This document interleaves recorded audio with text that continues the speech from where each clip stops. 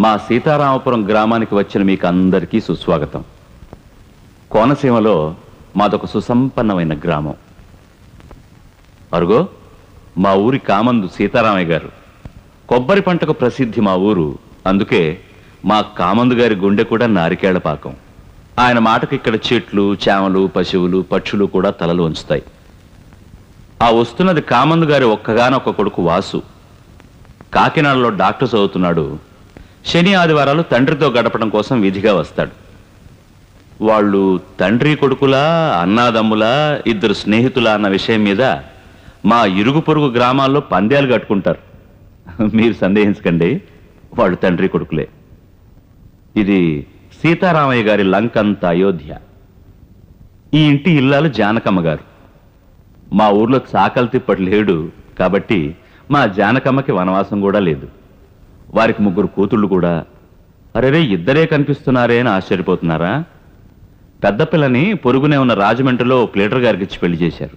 సీతారామయ్య గారు ఈ మధ్యనే తాతగారయ్యారని జానకమ్మ గారు హాస్యం ఆడతారు.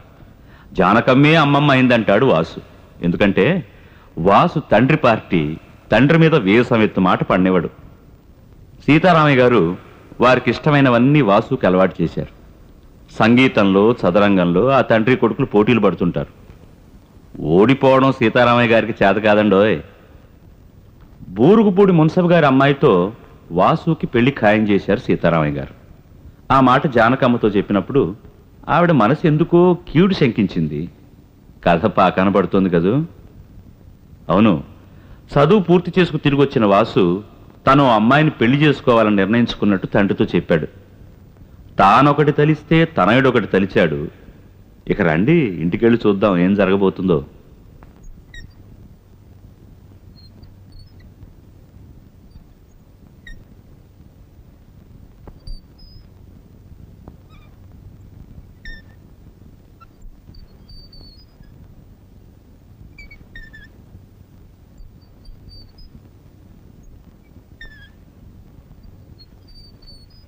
మూడు సంవత్సరాలుగా సుమతిని నేను ఎరుగుదును. ఆమెనే పెళ్లి చేసుకుందామని నిర్ణయించుకున్నాను. ఆమె నా మీద ఎన్నో ఆశలు పెట్టుకుంది. అది కాదురా తమ్ముడు, నాన్నెవరికో మాట ఇచ్చారు.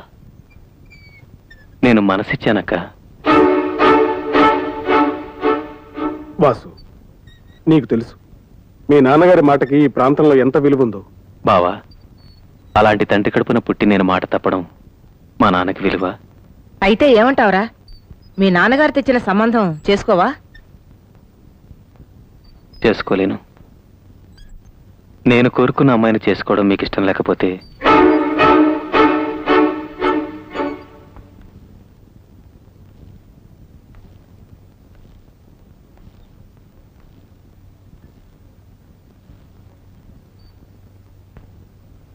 చక్రవర్తి, ఊరుగుపూడి మున్సబ్ గారికి ప్రధానానికి రాక్కర్లేదని కబురు చేయండి. వాసు కోరుకున్న అమ్మాయితోనే పెళ్లికి ఏర్పాటు చేయండి.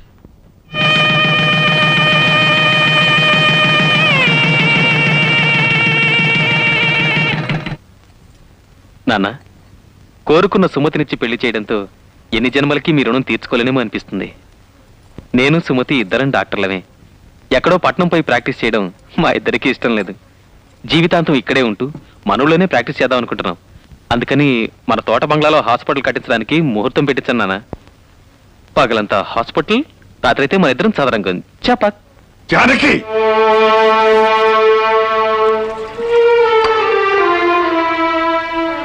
నా మాటకి విలువ లేదు. తన మనసుకే విలువ ఎక్కువ అన్నాడు.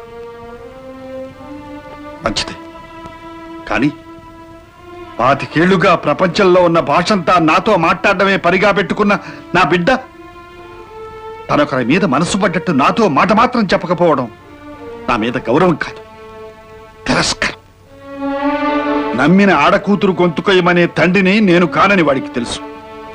అయినా నాతో చెప్పకపోవడం నాకు అవమానం. నేను ఒకరికి మాటిచ్చి మాట తప్పిన వాడిని కావడానికి కారణం ఎవరు? వాడు. అయినా వాడి మనస్సు బాధ పెట్టడం ఇష్టం లేక నేనే దగ్గరుండి పెళ్లి జరిపించాను. నా మనసు ఎంత బాధపడుతోందో వాడికి తెలియచెప్పడం కోసం ఈ క్షణం నుంచి నేను వాడితో మాట్లాడపోవడం లేదు.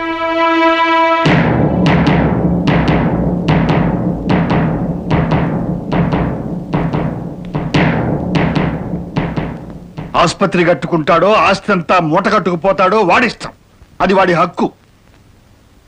కానీ నాతో మాట్లాడే హక్కు మాత్రం శాశ్వతంగా పోగొట్టుకున్నాడు. జానకి, అది వాడితో చెప్పు.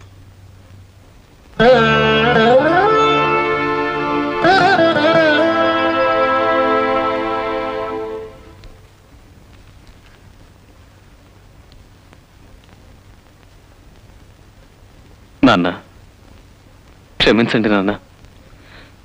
సుమతి విషయం మీతో చెప్పకపోవడానికి కారణం మీ మీద గౌరవం లేక కాదు.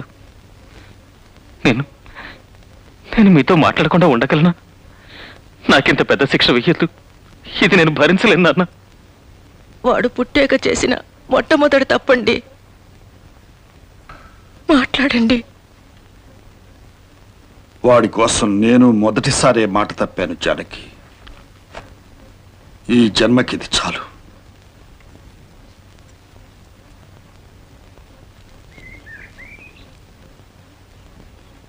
నాన్న, తమ్ముడి ముఖంలో పెళ్లి కళ పోయి ప్రేత కళ కనపడుతోంది. వాడితో మాట్లాడండి నాన్న. అవును మావయ్య గారు, అతని ఇష్ట ప్రకారమే పెళ్లి చేశారుగా, ఇంకేంటి? చేశాను కదా, ఇంకేంటి? మీరు బయలుదేరండి.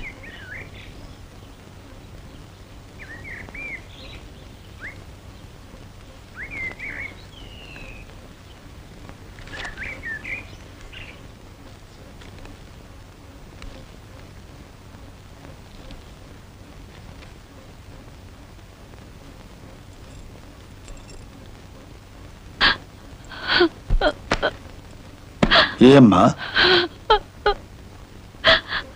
ఏం జరిగిందమ్మా? మీరాయనతో మాట్లాడండి మావయ్య గారు. దిగులుతో ఆయన నిద్రపోవటం లేదు, తిండి తింటం లేదు. నేనొచ్చి మీ తండ్రి కొడుకుల్ని విడదీసిందని అయ్యాను. నన్ను క్షమించి ఆయనతో మాట్లాడండి మావయ్య గారు. చూడమ్మా, నువ్వు ఈ ఇంటి కోడలివి, నా కూతురు లాంటి దానివి. నీ మీద నాకు కోపం లేదమ్మా. ఈ ఇంటి కోడలిగా నీకేం కావాలని అడగొచ్చు, శాసించొచ్చు. కానీ మాటకు విలువ తెలియని వాడితో నన్ను మాట్లాడమని మాత్రం అడగొద్దు.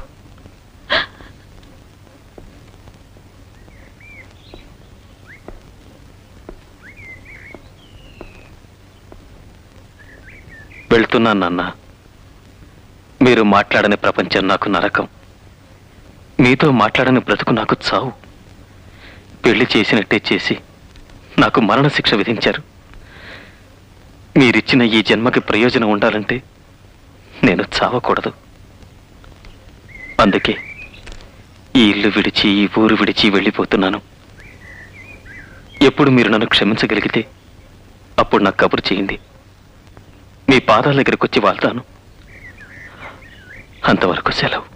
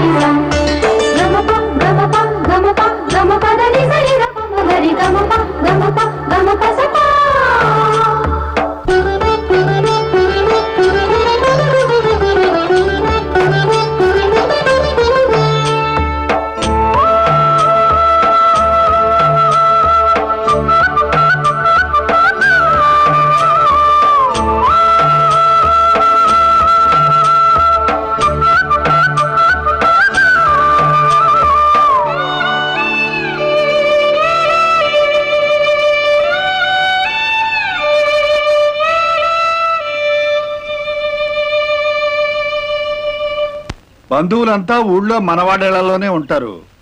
రాజమండ్రి హోటల్స్ లో కొన్ని రూములు వేయించు, పెళ్లి కొడుకు స్నేహితులు వాళ్ళే ఉండడానికి. అలాగే మావయ్య గారు, ఈ ఇబ్బందులన్నీ ఉంటాయనే అమ్మాయి పెళ్లి రాజమండ్రిలో చేద్దాం అనుకున్నాను. ఊరుకోవయ్యా, నా పెద్ద కూతురు బిడ్డ మనవరాలి పెళ్లి నేను బతికొండగా నా ఇంట్లో కాకుండా నీ ఇంట్లో చేస్తావా?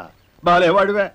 కానీ ఎరోయ్, అగ్రికల్చర్లో బిఎస్సి పెళ్లి బద్దిట్లో అరటి బోతలు కట్టించమంటే దుంపలతో సహా తెప్పించావంట. ఇది ఎక్కడ అగ్రికల్చర్ బిఎస్సిరా? మరేనన్నా, వీడికి పెళ్లి కొత్తే, అగ్రికల్చర్ కొత్తే కదా. అందుకే నీతో అన్నాను నా దగ్గర పడేయమని. ఓ సంవత్సరం తిరిగి వచ్చేలోగా వాడు ఎలా తయారవుతాడో చూడు. రే, అక్కడ తోరణాలు కట్టినట్లేరు, వెళ్ళి కట్టించు. మావయ్య గారు పెళ్లి కొడుకు తరఫు వాళ్ళంతా పట్నం సరుకుట. వాళ్ళకి మన పల్లెటూరు సాంప్రదాయం దర్జా తెలియజేయడానికి చిన్నాపురం నుంచి భోగమేళం తెప్పించి మన తోటలో దింపించమంటారా? కొత్తగాను వెరైటీగాను ఉంటుంది. గోవిందరావు, కొంచెం నోరు మోస్తావు, వెళ్ళి తోటలో గాడిపోయిలో తవ్వించు. అది ఎప్పుడో పురమాయించారండి, మీరు నిశ్చింతగా ఉండండి. ఇల్లరి కప్పుడోళ్ళు అంటే మాటల కాల్చిరమ్మంటే చూసొస్తా. ఒరే నాన్న, సామెత అది కాదురా, చూసి రమ్మంటే కాల్చి రావాలి. నోర్మయ్య, పిల్లలు వచ్చి గుడ్డును వెక్కించించా. గుడ్డొచ్చి పిల్లన్రా. నిన్ను రే, ఆ.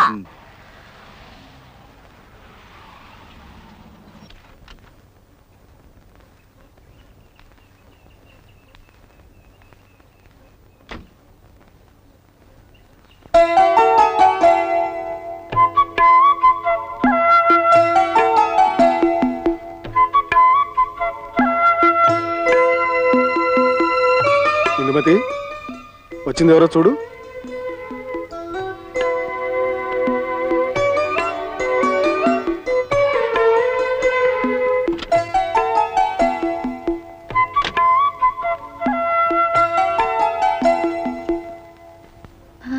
ఇది సీతారామయ్య గారి ఇల్లే కదండి? అవునమ్మా. నేను సీతారామయ్య గారి మనవరాల్ని, అమెరికా నుండి వస్తున్నాను. డాక్టర్ శ్రీనివాస్ మూర్తి గారి అమ్మాయిని. మీరంతా వినండి, సీతారామయ్య గారి మనవరాలు వచ్చింది. సీతారామయ్య గారి మనవరాలు. ఏమిట్రా మనవరాలా?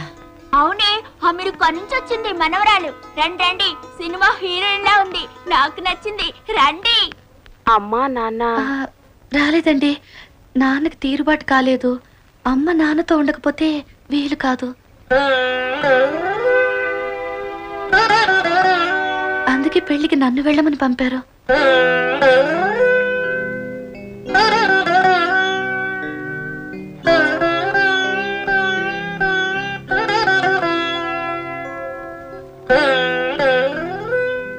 ఇందుమతి, అమ్మాయి పెళ్లికి వచ్చింది, లోపలికి తీసుకెళ్ళు.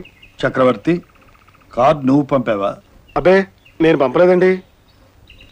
సరే, వచ్చిన బంధువులకి ఇంట్లో సదుపాయాలు అవి సరిగ్గా చూడండి. ఇది సీతారామయ్య గారి ఇంట్లో జరుగుతున్న పెళ్లి.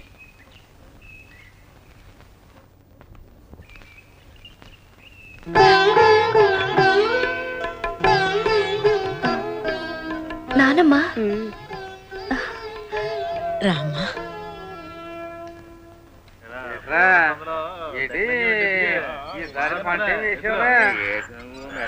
సీతారామయ్య గారు మనవరాలు వచ్చిందంట. వచ్చింది సరే, అసలు ఉన్నిస్తాడా అని. పట్టుదల ఎంతకాలం ఉంటాయి, ఈ పిల్ల రావడంతో అన్ని చక్కబడొచ్చు కదా.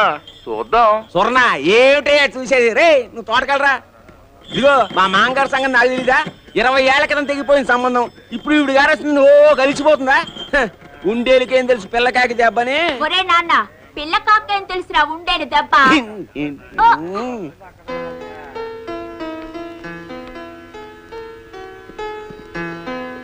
మావయ్య, నీకు ఈ పెన్సెట్ నాన్నిమ్మన్నారు. ఓ, థ్యాంక్ యూ. అత్తయ్య, నీకు రిస్ట్ వాచ్ బాగుందా?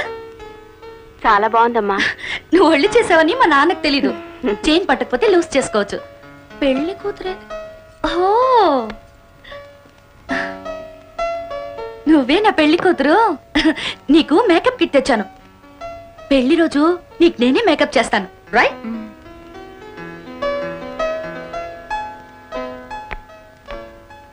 కాశీబావంటే నువ్వే, రైట్? అవును, నాకేం పంపించారు మావయ్య? నీకు ఈ పాటికి గెడ్డ వచ్చి ఉంటుందని ఈ ఎలక్ట్రిక్ షేవర్ ఇచ్చారు. How do you like it? ఒరే బ్రదరు, ఇక్కడున్న తాతయ్యకి తెలియకపోయినా నీకు గడ్డం వచ్చిన సంగతి అమెరికాలో ఉన్న మావయ్యకి తెలిసింది. థ్యాంక్స్ చెప్పరా. థ్యాంక్స్. నువ్వు శ్యామలత కొడుకువి రైట్? అవును రైట్. నా పేరు బంటి, నీకు నేను బావని. చిన్న కుర్రాళ్ళ ఉన్నానన్నా, మరో 10 ఏళ్లలో పెద్ద మనిషిని అవుతాను. రైట్ రైట్ పదా.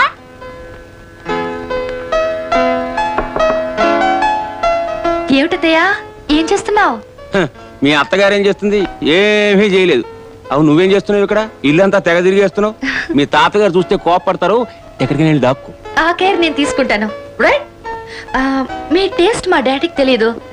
ఈ పెర్ఫ్యూమ్ ఇమ్మన్నారు రైట్.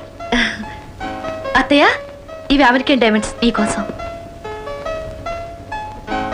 మా అన్నయ్యకి నువ్వు కాక ఇంకెంతమంది పిల్లలమ్మా? నేను ఒకదాన్నే. ఒక్కదానివా? అంటే నువ్వు పుట్టాక మీ అమ్మ కూడా సంసారానికి పనికిరాదు అని చెప్పేశారా డాక్టర్లు? అదేంటి? నా గతి అంతే అయింది కదమ్మా. ఈ బంటిగాడి పుట్టాక మీ అత్తయ్య లేస్తే కూర్చోలేదు, కూర్చుంటే పడుకోలేదు. నా కష్టాలు ఎవరితో చెప్పుకోను. కాళ్ళు చాపుకుంటే కడుపు వచ్చి పడుతుంది. అంటే వాడి మొహం. ఒరే నాన్న, పాపం అమెరికా నుంచి ఇప్పుడే వచ్చిందిరా ఇది. దీనికి తెలుగే సరిగ్గా తెలీదు. నీ తిరకాసు సామెతలతో బెదిరించుకురా. నువ్వు వెళ్ళు. పద పద పద పద. వస్తాను అత్తయ్య. బాయ్. అమ్మమ్మమ్మ, నీకు మతిగానిపోయింది ఏమిటే? ఇవి అమెరికా డైమండ్స్. అమెరికాలో కులం గోత్రం ఉండదు. నీలాంటి కుల స్త్రీలు ఇవస్సలు ముట్టుకోకూడదు. కరెక్ట్ రా నాన్న. టైం అయిందిగా చిన్నాపురం బస్ కి. అక్కడ ఉన్నారు కుల స్త్రీలు. గాడిద కొడక. ఒప్పుకున్నావుగా గాడిద. రాత్రికి తొందరగా వచ్చేయండి. ఆలస్యంగా తలుపు తడితే నాన్న తిడతారు. నేను తలుపు తట్టను. నువ్వే తలుపు తీసి గుమ్మంలో కూర్చో. ఇదిగో నిద్రకు. సరే, మరీ ఎక్కువసేపు మేల్కోకండి, ఆరోగ్యం పాడైపోతుంది. అది సర్లే. నీ అనారోగ్యం వల్లే కదా నాకు ఈ పాటలన్నీ.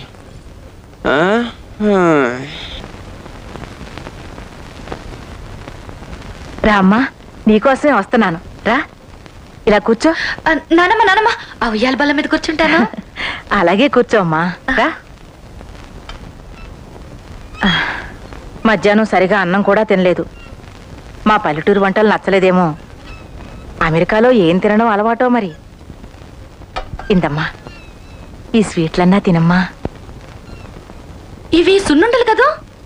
ఇవి కజ్జికాయలు, ఇవి బొబ్బట్లు, కాజాలు, పూతరేకులు. అవును, వీటి పేర్లు నీకెలా తెలుసు? అమ్మ చేస్తుందిగా. నాన్నకు చాలా ఇష్టం, నాకు కూడా ఇష్టమే. అమెరికాలో తెలుగు వంటలు తింటారా? అయ్యో నానమ్మ, మా ఇల్లు ఒక సీతారామయ్య గారిల్లే. అక్కడ ఆడే మాట తెలుగు, పాడే పాట తెలుగు, తినే తిండి తెలుగు. అవును, ఈ ఉయ్యాల బల్ల మీద తాతయ్య గారు కూర్చుంటారు కదా? నాన్న చెప్పాడా? ఇలాంటి ఉయ్యాల బల్ల అక్కడ కూడా పెట్టించారు. నన్ను కూర్చోబెట్టి నాన్న నాన్న అని పిలుస్తూ నాతో కబుర్లు కూడా చెప్తుంటారు. నిన్ను నాన్న అని పిలుస్తాడా? ఆ పేరు పెట్టి ఇప్పుడు పిలవరు, నాన్ననే పిలుస్తారు. చిన్నప్పుడు తాతయ్యతో చెప్పేవారంట కదా కబుర్లు. ఇప్పుడు నాతో.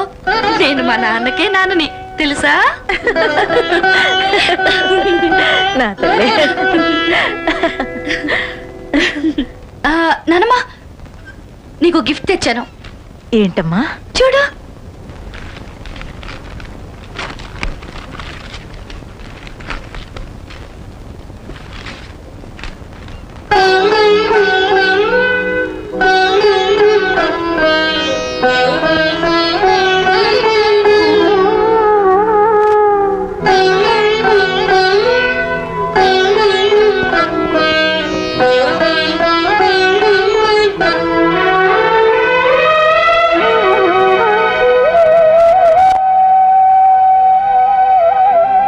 ఇది అమ్మ, నాన్న, నేను.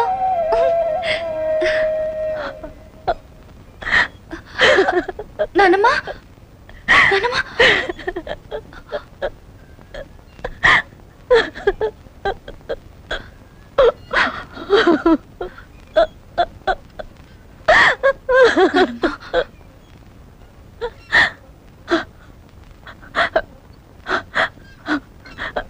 మా తల్లి, ఎంత గొప్ప బహుమతి తెచ్చావు. వెళ్ళని నీతో తీసుకొచ్చినంత సంతోషంగా ఉందమ్మా.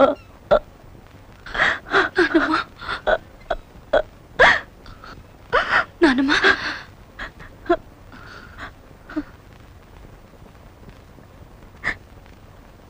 తాతయ్య కూడా గిఫ్ట్ ఇవ్వమని నాన్న ఇచ్చారు.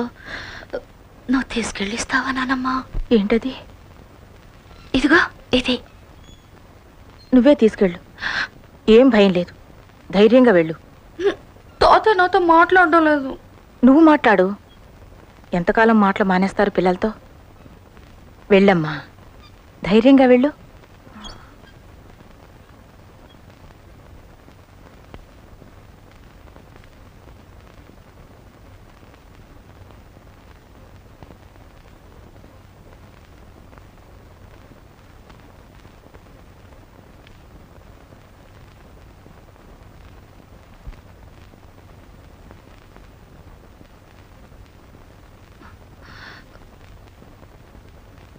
తాతయ్య,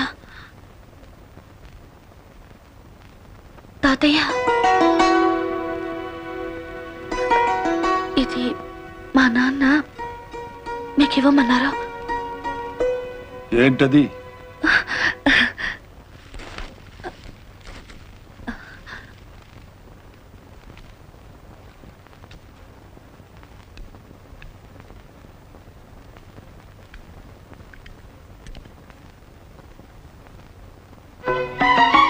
అంటే నేను 3 కాళ్ళ ముసలాణయ్యానని ఎక్కిరిస్తున్నాడా మీ నాన్న?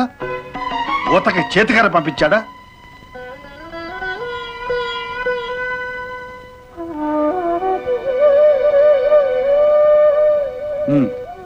అక్కడ పెట్టెళ్ళు.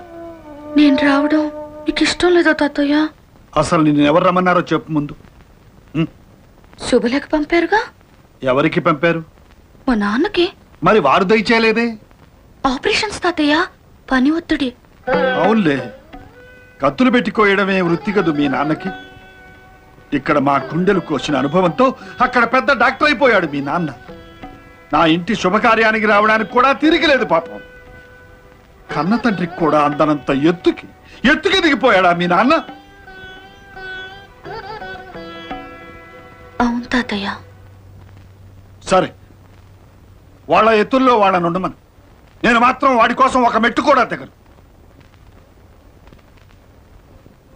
నేను సీతారామయ్యని. నేను సీతని. ఏమిటి? నా పేరు సీత. మీ పేరే తాతయ్య.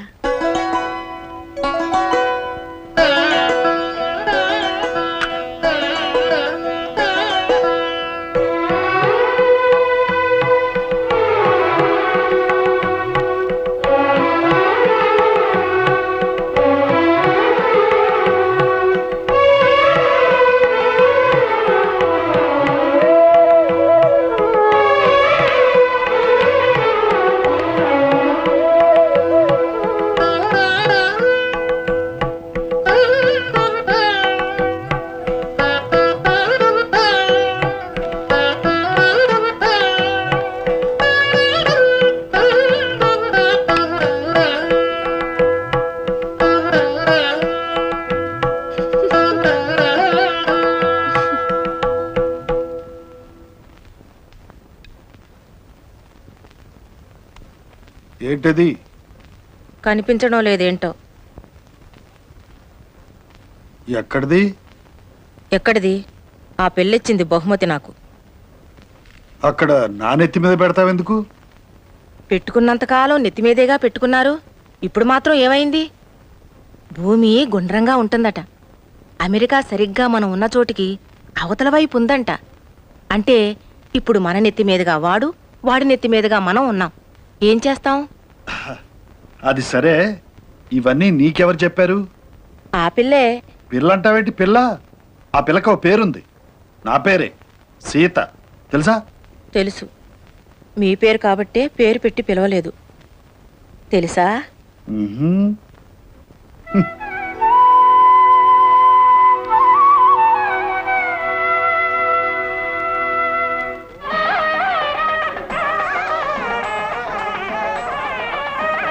ఎంకనా ఎంతసేపు ఇక్కడైనా పక్కాల సంగతి చూడవా? మా గారు భోజనాల ఏర్పాట్లు చేసేసాను. అయితే బంతికి లేపండి.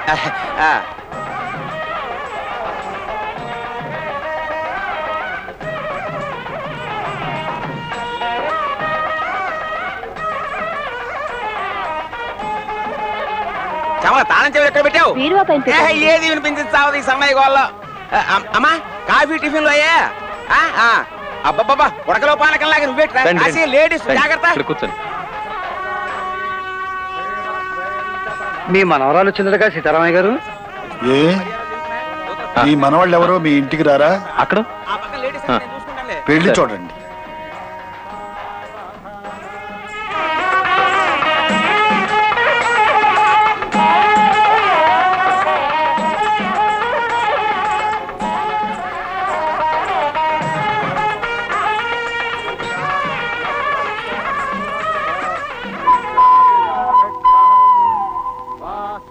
ఈ అమ్మాయి ఎవరండి? ఇది మా వాసు కూతురు అమెరికా నుండి వచ్చింది. పాప నీకు తెలుగు తెలుసా? ఒక్కదానివే వచ్చావు, భయమే లేదు. ఉంటావా వెళ్ళిపోతావా? అబ్బబ్బబ్బా పాడు ప్రశ్నలు అలా మీద పడి అడక్కండి. అసలే అమెరికాకి ఇక్కడికి వాతావరణంలో తేడా. మీరిలా మూగిపోతే పిల్లకి ఊపిరి ఆడదు.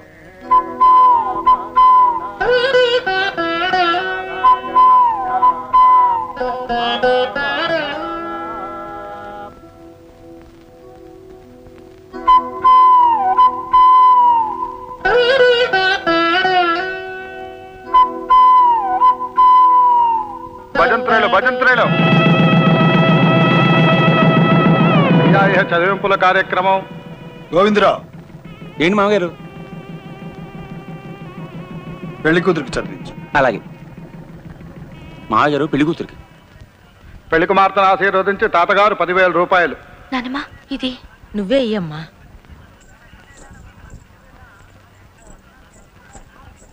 అత్తయ్య నాన్న పెళ్లి కూతురికి ఇమ్మన్నారా?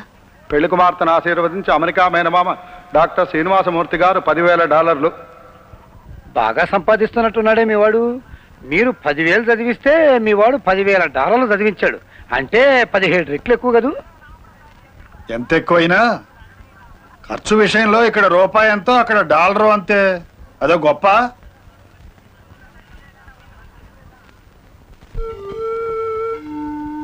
నాన్న నేను క్షేమంగా చేరుకున్నాను. పెళ్లి ఈ రోజే అయింది. అన్నీ మీరు చెప్పినట్టే జరుగుతున్నాయి. మీరు రాలేదని తాతయ్య కోపం వచ్చింది. నానమ్మ మాత్రం నన్ను చూసి మిమ్మల్ని చూసినంత సంబరపడుతోంది. ఇక్కడ నేను కలిసిన వాళ్ళందరూ నాకు బాగా నచ్చారు. చిన్నప్పుడు మీరు పెరిగిన ఊరు చూస్తుంటే నాకెంతో ముచ్చటగా ఉంది. మీరు ఎంత అదృష్టవంతులు నాన్న.